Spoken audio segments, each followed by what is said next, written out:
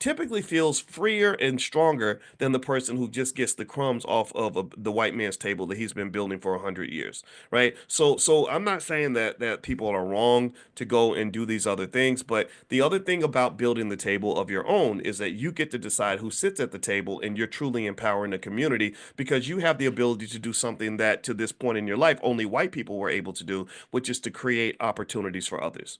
To create opportunities for others. If I leave town and I do a Jackie Robinson and I abandon the Negro Leagues, where I have decision making authority, where I'm a part owner in the league, where I get to decide how it's going to work, I get to support black businesses, I get to support thousands, if not millions, of people that are not on the baseball field, and I go to become a guest in Major League Baseball, then I've reduced myself from being an owner to being a player.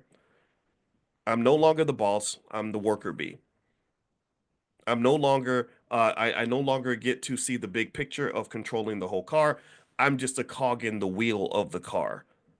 Do you understand? So really, even as we sort of think about what does success really look like for black people, I think that you have to really gain an appreciation for institution building, but the appreciation for institution building requires something that's almost spiritual that a lot of us don't have. And that requires the ability to not be selfish.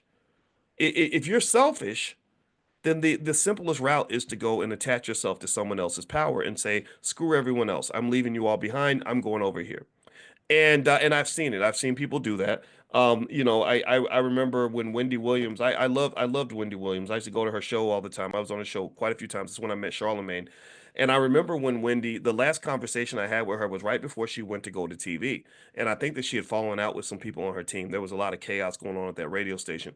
And I remember kind of noticing, and I was like, I said, "Are you taking anybody with you when you go to TV?" Or and she said, "No." She said, "I'm not taking anybody." And she literally left everybody behind. And so all the producers had to go find another job. Charlemagne had nowhere to go. Charlemagne, he started. I gained respect for him as a radio host because he went to South Carolina and he was hosting this like public access show, and he did it every Sunday, and it was like an hour long. And he would call me week after week asking me to come on this show, and I was like, Lord Jesus, I was on your show last week. I don't have a whole hour to be on the show, but I did it because I remember thinking, well, if I was in his position, I'd want somebody to support me too. And so to see him become so successful was actually, I was happy for him, and he deserved it because he was committed to building his career, even when the lights weren't on, even when he wasn't making the money, even when people didn't love him the way they did when he was sitting next to Wendy Williams. But I remember just kind of being kind of sad at this idea that she felt comfortable. I remember Al Sharpton did the same thing too,